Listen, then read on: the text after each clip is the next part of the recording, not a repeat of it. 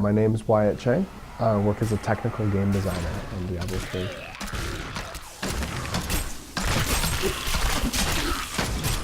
We have actually multiple different types of what I would describe as difficult encounters, elite encounters. Obviously we have bosses that are key to the story. In the beta, people will be able to fight the Skeleton King, King Leoric. And so he is a named boss who appears in a very specific location. But then if we take a step back from that, Diablo II also had the notion of champion monsters and rare monsters. And those are really important.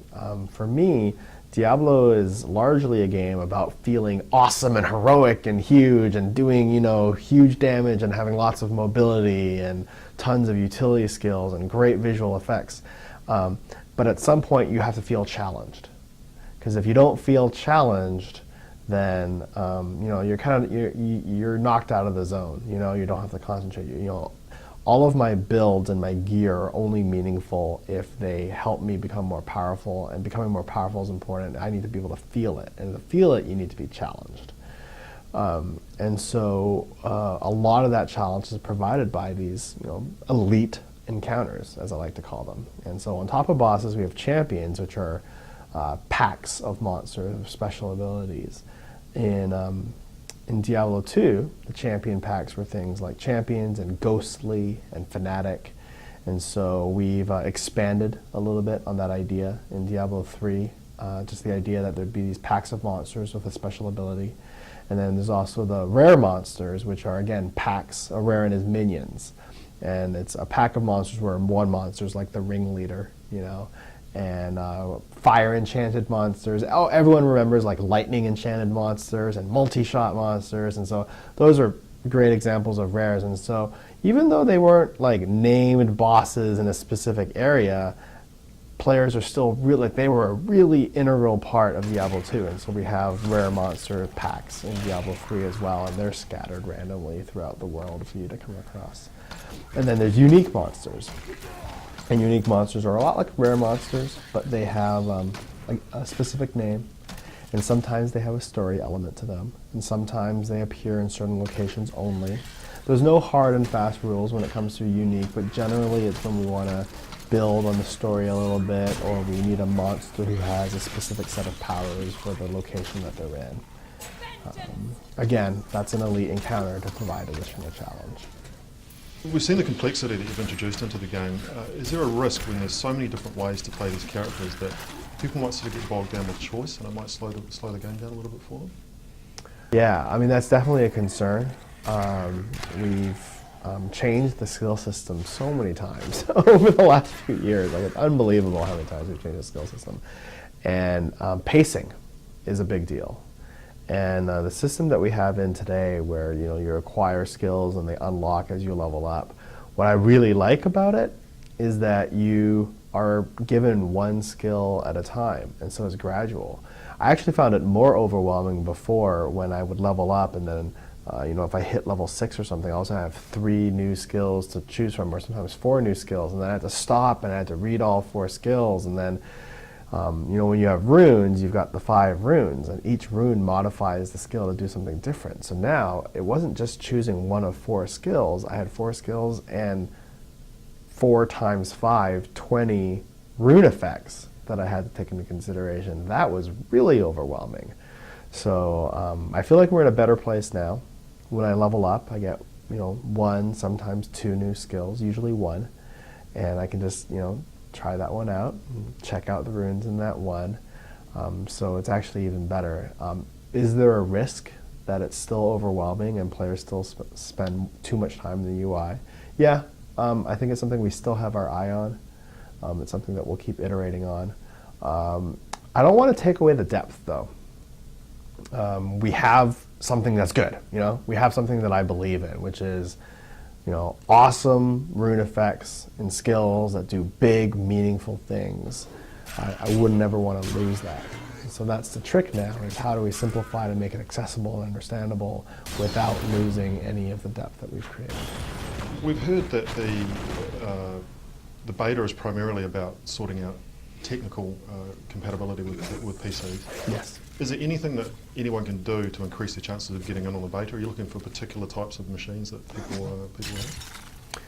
You know, I'm not super familiar with the beta selection process. I'm not involved with that. I do know that they want a variety, and I know that there's some luck involved. We've heard this news today, obviously, about the auction house and the ability for weapons to be sold. Right.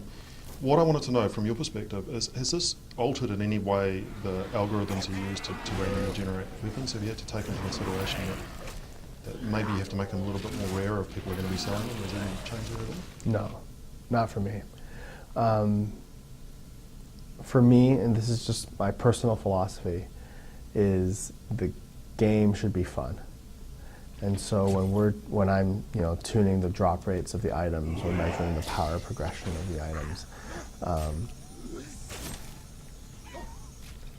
how much fun a single person has playing the game, who never plays co-op, who never interacts with another person, who never uses the auction house, that person needs to be having fun too.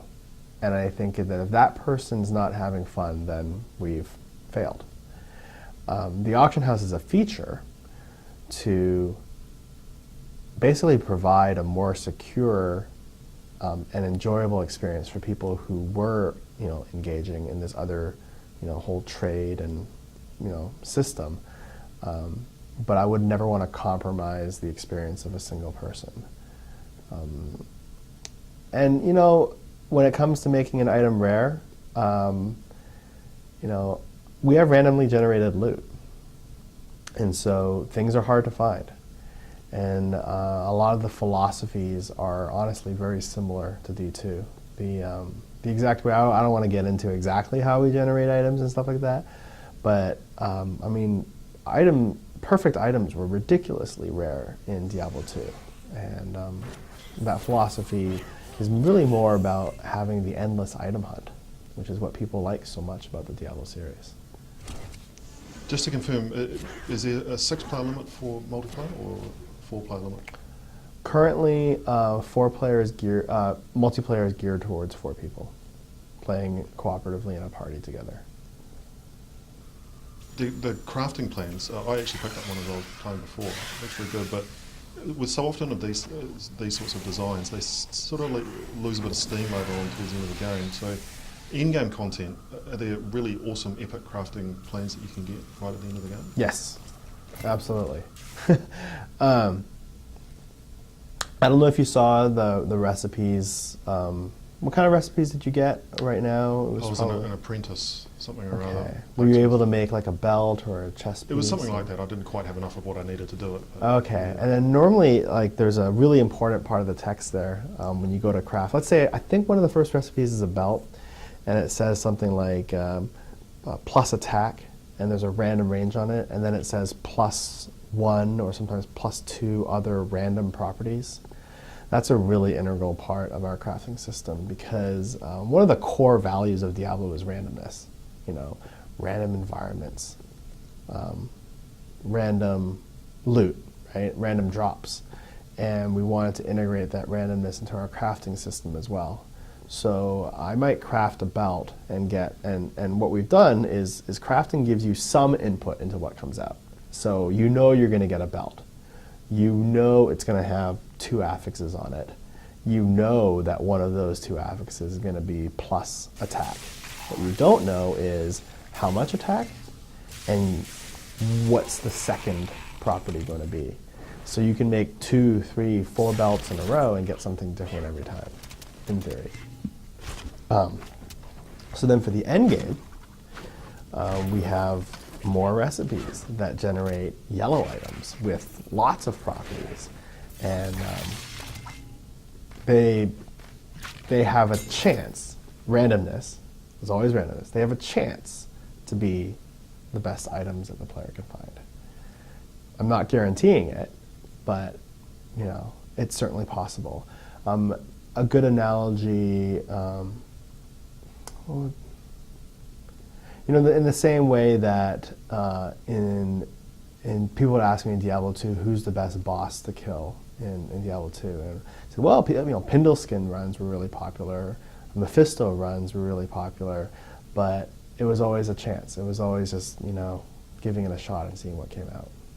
Are you concerned that people are going to find, it wasn't really an exploit with Pindleskin or Baal or Mephisto, it was a function of the game, that they were the easiest ones to get to, that had the highest monster level in order to drop items. Are you concerned that this could happen in Diablo 3? Have you made a conscious effort to make it so that people spread it all around a whole bunch of different locations? Yes, we are concerned, and we have plans for that for sure.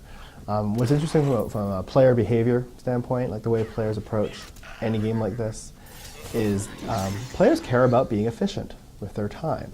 At this point, I'm talking about the hardcore players who are have played the game for hundreds of hours, and they've got a great set of gear, and they're back in D2. They're probably level 85 or above, and they're just farming items now. And they take the path of least resistance, and that's what you see time and time again. And people would say, oh, why don't you nerf Mephisto? Well, you could nerf Mephisto, but then players will just find, the next path of least resistance, and that's what happened. Like at some point, the cave became really popular, and it's not really the problem isn't a matter of does there exist a most efficient way to farm, but rather is the most efficient way to farm also fun? And so that's where that's the kind of question that we'll be asking. And I don't think we're discussing any endgame plans yet, but it is something that we're aware of and we have plans for. At what point do you think you'll know when the beta is over and you're ready to go from your perspective?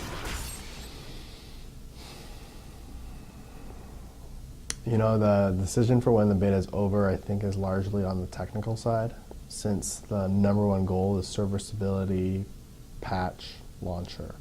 So, I can't really speak from it on the design side. That's hard to say. Over the next few months, my primary day-to-day responsibility is game balance right now, skills, runes. So I would love as much time as possible. I'll be honest, I could spend hundreds of hours just balancing and tuning all the skills and runes. There's so many possibilities to get through. I'm sure you can imagine with all the skills and runes. And so certainly we want to look at the most powerful skills, and if someone says something's overpowered, if skills are too powerful, we want to bring them down and basically nerf them. It's not really a nerf because it's not out yet, right? But we're bringing everything in line. But another thing that's actually equally important, and people don't always think about this, is tuning and balance doesn't just involve what's overpowered, it also involves what's underpowered. Because what good is it if we ship 120 skill and rune combinations if 100 of them are useless? If I take Magic Missile and there's 5 rune variants, but everyone looks at that and goes, well, these 4 are dumb and everyone's going to use this one. Well, that's not really much of a choice. What you want is to have Magic Missile, 5 runes, and sit there and go, that's a hard decision. These are all valid. If one's overpowered, that's going to stick out like a sore thumb, and we're going to figure that out really fast, and we'll bring it back in line. But if something's underpowered, it actually tends to go, undetected unless you consciously look for it. No one's posting on the forums, such and such a skill is way too weak. No one's coming into work and saying, oh, I played, this, and this skill is, useless. People complain about the powerful stuff. So during the beta, I'm going to be looking at not just what's too powerful, but what's too weak as well, and bring that up. More skill and rune combinations that are viable is more choices for the player, more build diversity between all the classes, and more build diversity, honestly, is more longevity and gameplay that players get out over the course of our game. Just in terms of balancing with PvP, it's often been said that Diablo 3 is not really focusing on PvP, it's a casual sort of another game. If somebody comes out and discovers through PvP testing there's some ultimately hugely powerful character that blows everything out of the water, it's your job to jump in there, determine what that is, and to patch it. Are there going to be regular patches like you'll see with StarCraft 2? Or because if it's only casual, do you really care that much for PvP? PvE comes first. It does. Obviously, but we don't want one particularly egregious PvP build to ruin the game. We have a number of options and possibilities if something ends up being ridiculously overpowered. My first question is always, is that skill and build also overpowered in PvE? If it is, or it's strong, maybe not overpowered, but top tier strong and breaking PvP, well then maybe that's enough reason to bring it back into line. More difficult is if something's really strong in PvP but not PvE, but we have controls to basically, if we really had to, there's lots of options. We could make that skill behave slightly differently against players. We could, shift some rune effects around. Sometimes you want to, it's actually, it's pretty hard to just summarize that, especially I know this is our last question into a short answer. I guess the final answer is, it will, although it is secondary to PvE, like I do want like our fan base to know that we value PvE higher, and that's important. PvP is important too, and we'll do what we can.